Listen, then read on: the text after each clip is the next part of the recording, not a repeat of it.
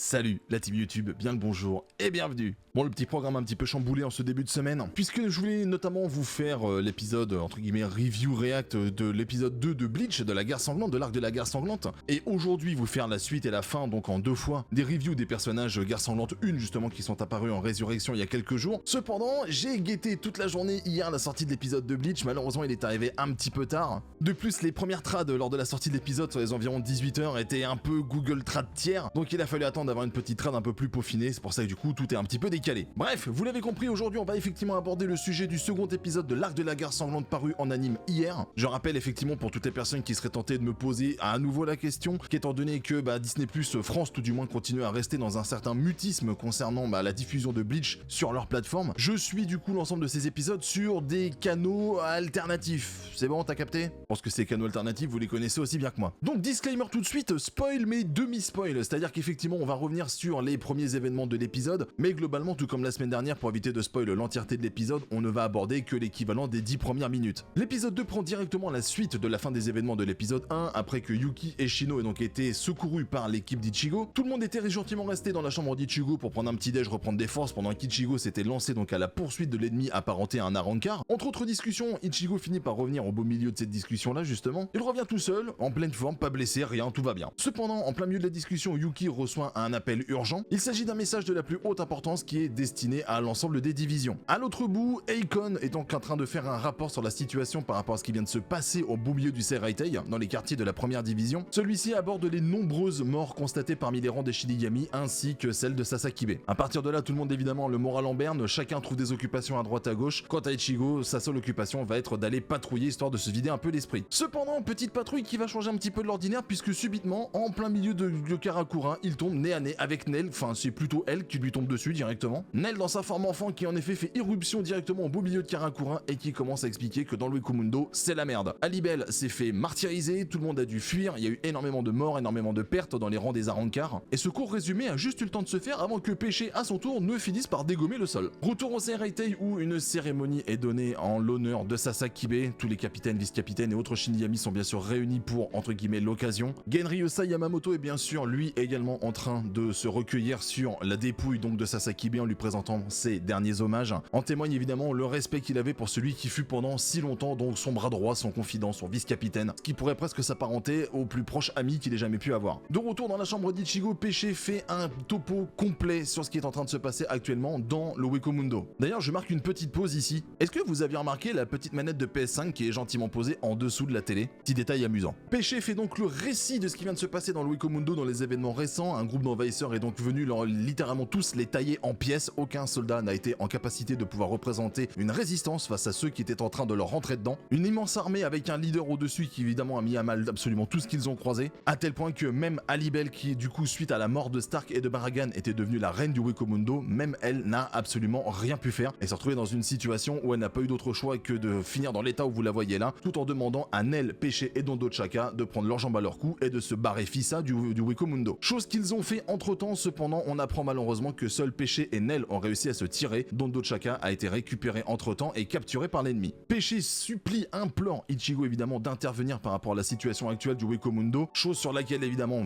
il n'avait pas vraiment besoin de se prononcer. Chad avait déjà vu clair au travers d'Ichigo dans ses intentions. Ichigo évidemment ne fait que confirmer la pensée générale, à une exception près cependant, Uryu ne se joindra pas au reste du groupe puisqu'il rappelle qu'en tant que Quincy, il ne peut en aucun cas porter assistance à des holos ou des Arrancars. Cependant, au beau milieu de leur discussion, ils sont interrompus par une voix familière qui provient de la fenêtre juste derrière eux, et là très sincèrement j'ai fait un bond sur ma chaise évidemment puisque cette voix est reconnaissable entre mille. Il s'agit bien sûr de Kisuke qui était en embuscade à la fenêtre, qui avait suivi l'entièreté de la conversation et qui propose bien sûr à l'ensemble des participants, des volontaires, de pouvoir leur arranger entre guillemets le voyage en direction du Wekumundo pour aller porter assistance à tous ceux qui ont besoin d'être secourus. Voilà, vous avez un résumé en tout cas des 10 premières minutes, je n'irai pas plus loin pour éviter évidemment de tout vous dévoiler si vous voulez vous garder le reste de la surprise, mais sachez qu'il se passe ensuite des choses vraiment très cool. On y revoit des personnages que l'on ne pensait pas revoir, ça commence à être le vrai serious business qui commence et l'épisode 3 promet d'être assez fou. Petit spoiler de fin comme ça mais très léger, je vous dis pas qui, je vous dis pas quoi, je vous dis pas où ni quand, mais sachez que l'épisode 2 se termine sur un combat à venir et celui-là il va être magnifique une fois porté à l'écran. Déjà un point sur lequel il faut impérativement s'attarder, la qualité sonore et visuelle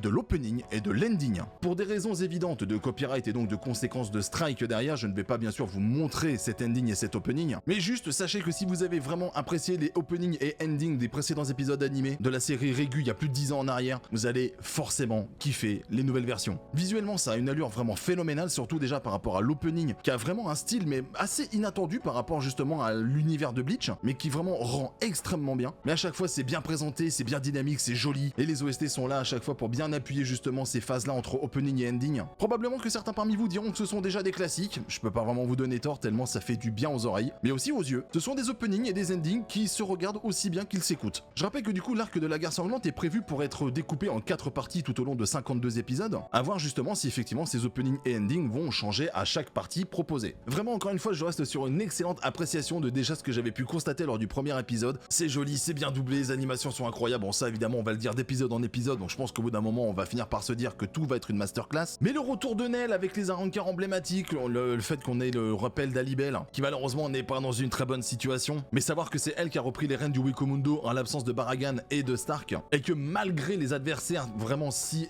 terrifiants qu'ils aient pu représenter pendant la guerre de Karakura, voir qu'ils sont en train de se faire malmener de la sorte, c'est quand même quelque chose de terrible. Cependant, moi qui fais partie des gens qui ont lu préalablement la guerre sanglante il y a déjà de nombreuses années de cela, on aurait pu se dire qu'on pourrait faire partie des personnes pour qui on n'aurait pas vraiment grand chose à apprendre finalement de l'arc animé, mais la perception n'est pas du tout la même. La différence de support fait qu'en effet on n'observe pas vraiment les mêmes choses de la même manière, avec le même recul, ni avec le même regard finalement. Ça me permet de faire un parallèle avec les personnes qui trouvaient que par rapport au premier épisode déjà le rythme justement était vachement rapide, que tout avait tendance à s'enchaîner très rapidement et que finalement on n'avait pas vraiment le temps de s'attarder sur telle ou telle situation, alors qu'en réalité non, les choses suivent un ordre de déroulement à vitesse normale. Ça on va dire c'est un petit peu le paradoxe entre justement lire un support papier et regarder un support animé. Sur un support papier, chacun va avoir sa propre vitesse de lecture, donc vous allez pouvoir observer tous les mêmes choses mais pas forcément au même rythme et pas non plus avec la même compréhension à l'instant T. Alors que lorsque vous regardez un épisode quel qu'il soit qui est animé, eh bien c'est cet épisode qui vous dicte en fait son rythme de visionnage. Moi qui ai une vitesse de lecture assez rapide, effectivement j'ai été quelque peu on va dire décontenancé en effet par la rapidité d'enchaînement des actions, mais d'un autre côté si on fait le comparo avec ce que l'on avait sur un support papier au travers de l'arc de la guerre sanglante en format manga, il n'y a rien d'incohérent, on peut même déjà constater qu'il y a des scènes qui ont été rajoutées, il y a certains dialogues qui ont été adaptés pour le format animé puisque forcément ce que l'on va lire en une bulle sur le manga pour lui faire tenir une phrase complète dans une séquence animée c'est un petit peu différent, mais il n'en demeure pas moins que d'un point de vue enchaînement des actions pour l'instant j'ai pas trouvé grand chose de vraiment déconnant. Après faut savoir que je me suis pas mis non plus en mode 100% analyse, c'est-à-dire que dans un premier temps je fais partie de la grande majorité des gens qui avaient